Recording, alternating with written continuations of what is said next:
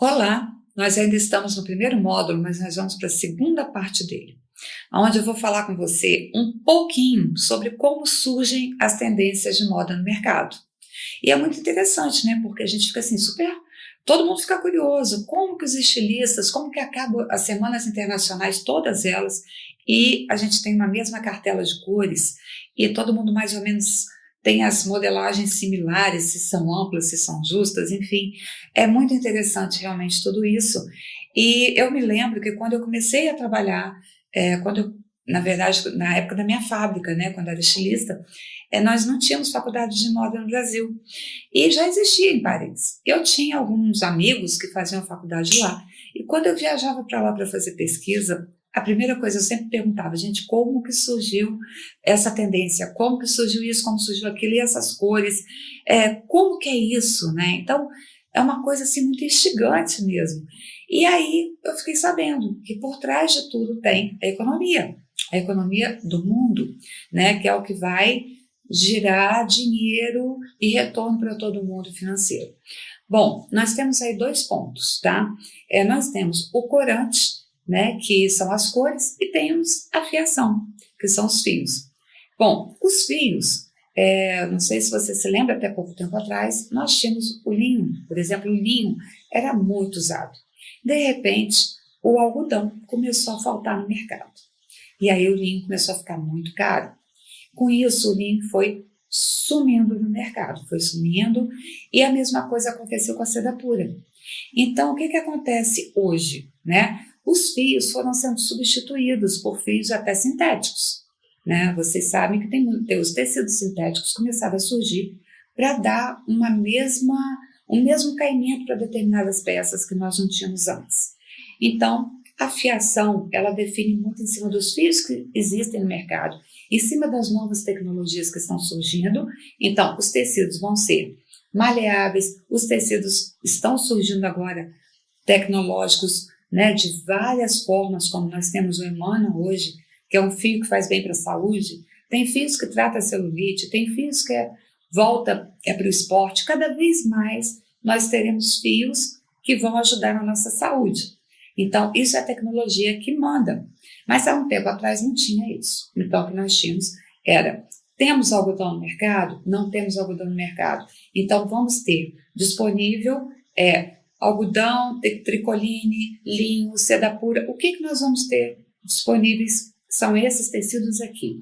Bom, em matéria de cores, nós sabemos que é a Pantone que dita, né, a cartela de cores. Então, sempre foi assim, e é uma coisa que acontece até hoje, né? Então, ela vai dizer, olha, as cores são essas aqui, a cor do ano é essa, como vocês lembram, né? No ano passado foi o rosa quartz, esse ano o greenery, e aí todo mundo vai trabalhar em cima dos mesmos tons. Bom, aí nós temos uma primeira visão da moda, né? Porque o mercado, o interesse econômico é que vai ditar, e aí eles se reúnem com esses grandes estilistas, que são os lançadores mundiais, né? Que nós temos nas semanas internacionais, e colocam, olha, vocês vão ter essa cartela para vocês trabalharem, e vocês vão ter esses tecidos. A partir do momento que isso acontece, naturalmente, eles vão criar, vão viajar em cima ou de cores muito fortes, ou de cores pastéis, enfim. E essa inspiração, até um tempo atrás, hoje mudou um pouquinho. Eu vou falar aqui em dois momentos onde as inspirações vão surgir para os grandes estilistas, como elas surgiam há um tempo atrás e como elas surgem hoje, tá? Então, a partir do momento que há um tempo atrás nós não tínhamos essa crise econômica tão grande, então eles podiam viajar em todos os sentidos, eles podiam criar, ir para a Indonésia, enfim, para vários países, sair do lugar deles e criar à vontade, cada um criar a sua coleção. E eles faziam aqueles desfiles conceituais, que eram aquelas roupas loucas que a gente olhava e falava assim, mas eu não entendo nada, quanta loucura, né? Mas esses desfiles conceituais, na verdade, era muito interessante, porque ali eles só estavam falando as cores que eles iam usar na coleção deles, quais eram as estampas que eles iam utilizar, os tecidos, enfim, ali eles davam uma cara mais fantasiosa, né, mais criativa para a moda deles, Mas quando a gente chegava na loja, eu ficava até muito irritada, porque era tudo muito básico. Eram aqueles tecidos, aquelas estampas, aquelas cores, em tudo muito, muito básico. Não tinha nada muito diferente. O que tinha que mudava era o tipo alfaiataria, se a calça vem mais ajustada, se vem mais ampla, enfim, o caimento do tecido que estava em evidência naquele momento. Então nós temos assim, a evidência é o linho. O linho não dá para você fazer uma roupa tão leve, tão solta, tão esvoaçante. Então é claro que aí as coleções estariam mais focadas na alfaiataria. Ou então se fosse lã, se fosse um tecido assim, um tafetá de seda pura. Alfaiataria ou peças mais elaboradas, armadas, né? E se é uma musseline, se a gente tem a seda, são tecidos fluidos, então as modelagens vinham mais amplas. Então era aí que a gente sentia e a gente via como que os estilistas ficavam similares entre si. E não tinha como fugir, porque se foge do padrão das cores e se foge dos tecidos disponíveis que a fiação definiu, né, e a têxtil executou, se foge disso, não vai ter depois para entrega. Na hora da demanda, não vai poder atender. Não vai poder atender os clientes, não vai poder vender. Então, não tem como fugir disso. E da mesma forma que isso acontecia no primeiro momento lá fora, acontecia aqui no Brasil, na sequência, né? Então, eu também fiz um trabalho muito legal numa têxtil, né? Eu dei uma consultoria na visão do confeccionista, né? Então eu fui chamada para ver os tecidos. Olha, esse tecido é legal, a confecção vai utilizar bem, como que é? Ele é malhável, ele dá caimento, o aproveitamento dele é bom, não é bom? Então, quer dizer, eu entrava só nessa parte. Mas foi interessante, porque ali eu vi qual é o processo da têxtil no Brasil, né? Então, é muito interessante tudo isso. E hoje, há um tempo atrás, seguia-se um padrão bem internacional mesmo, né? Porque tinha a Premier Vision, então eu viajava para a Premier Vision para fazer a pesquisa dos tecidos, do que ia se usar realmente aqui no Brasil, e a têxtil aqui dentro do tempo, né? Porque o inverno e o verão, nós temos aí o contraponto muito grande de tempo. Então dava para se fazer uma pesquisa na Premier Vision do que ia se usar no inverno para nós do outro ano, né? Então nós tínhamos aí esse tempo para trabalhar.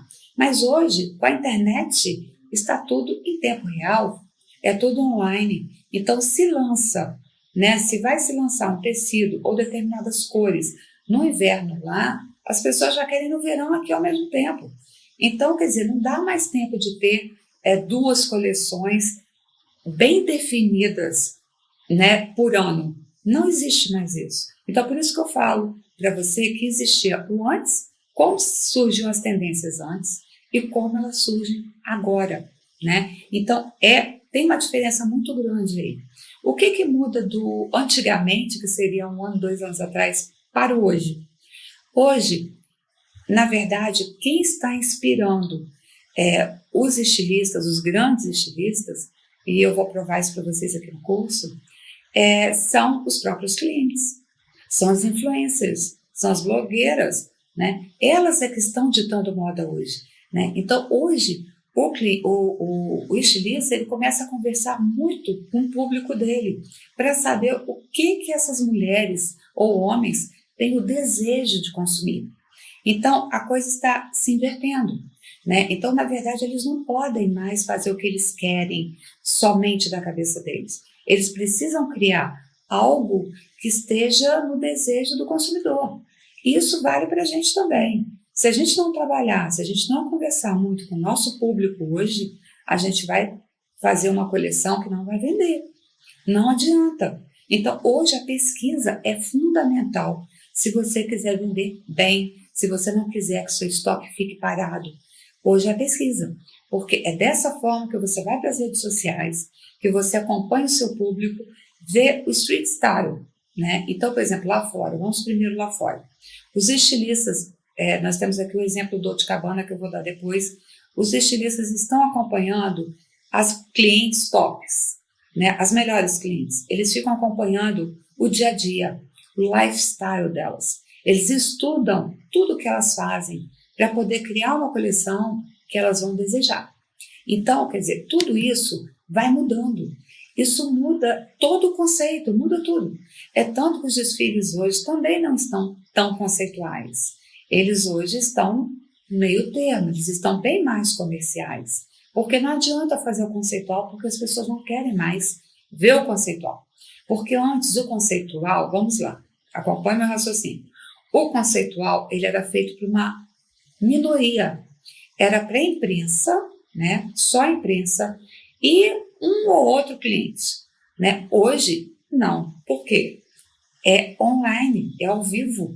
Então, quer dizer, tudo bem que lá está a imprensa mundial e os melhores clientes são aquelas mulheres que fazem a propaganda da marca, que são o nome que representam a marca mundialmente falando, normalmente atrizes ou influencers, certo?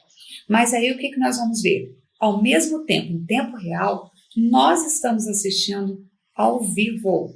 E isso começou em janeiro, agora desse ano. Então, mudou tudo. A partir do momento que o mundo inteiro, primeiro, já mudou há um ano atrás, há 2 anos atrás, quando nós começamos a ter acesso às fotos, às imagens em tempo real. Quando a fotografia já era tirada e no celular já chegava para todo mundo em tempo real, online full time, isso já começou a mudar. Eles já pararam de fazer o conceitual para fazer o comercial.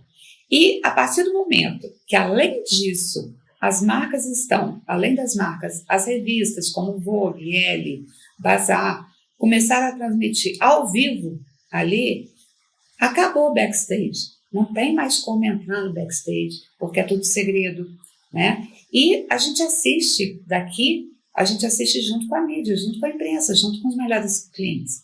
E aí acabou o mistério.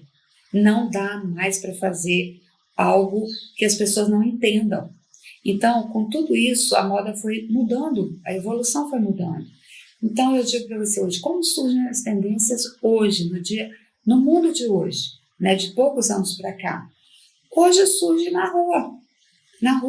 É street style, é o que as pessoas estão usando na rua, como elas estão pensando no dia a dia delas, se elas querem mais conforto, porque o conforto hoje é muito importante, se elas querem o sustentável, se elas estão preocupadas realmente, se as peças estão sendo feitas de uma forma ecologicamente correta, né? Se elas estão sustentáveis, se elas estão gerando emprego, se elas estão poluindo, se elas não estão poluindo. Então, toda essa preocupação com o meio ambiente, com o mundo em si, acabou afetando de uma forma muito grande a pesquisa.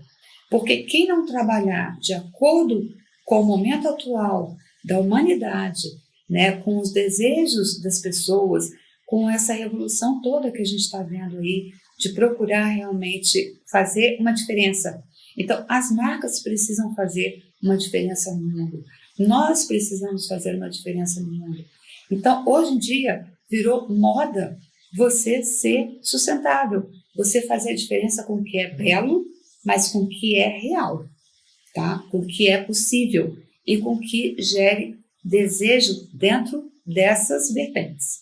Então, é fundamental a gente trabalhar em comum acordo, na linha de raciocínio, de acordo com um mundo melhor, né? Então, entra a poesia, entram as frases que as pessoas estão gritando, as palavras de ordem, que todo mundo quer gritar para o mundo o que elas pensam. Então, essas tendências, elas vão surgindo porque as pessoas precisam falar através da roupa. Hoje, o que você veste diz realmente quem você é. Até um tempo atrás, você podia meio que ir de acordo com as outras e tal, mas hoje não tem mais. É muito difícil. É a sua personalidade que vai dizer. O que você veste vai dizer quem você é. E cada vez mais isso se torna real. Então, as marcas, um exemplo muito interessante disso foi o último desfile que nós vamos ver, inclusive o estudo dele é aqui, do Dolce & Gabbana, e nós vamos ver como foi feito isso. Inclusive, assim, eu estou gravando essa parte das tendências após esse estudo, então por isso que eu sei que isso aconteceu. E daqui a pouco nós vamos ver juntos como que ele fez, né? De que forma ele agiu, o que ele fez? Ele procurou as melhores clientes e as melhores influencers do mundo inteiro e convidou essas influencers para desfilar a coleção dele. Olha a inteligência, olha o marketing disso. Então, quer dizer, além dele estar, de ter pesquisado o que essas pessoas, o que essas mulheres querem usar, ele colocou essas mulheres, eles colocaram, desculpa, essas mulheres na passarela. E aí, o que aconteceu com isso? O mundo inteiro se rendeu. E agora, né, é uma coisa assim que está virando febre, e a gente precisa estar atento para esse novo movimento, porque nós não vamos ter mais como fugir da internet. Então, quanto mais a gente pesquisa, o que a gente ganha com essas pesquisas? Quanto mais a gente pesquisa, quanto melhor a gente pesquisa o nosso público na internet, da forma como nós vamos ver aqui, tá? Que eu vou dar passo a passo para você. Quanto mais você pesquisa de uma forma correta, sem perder tempo, sabe? Sem viajar, que eu digo, sem se iludir muito com as coisas que não são reais, mais você vai ganhar, tanto em tempo como em venda certa.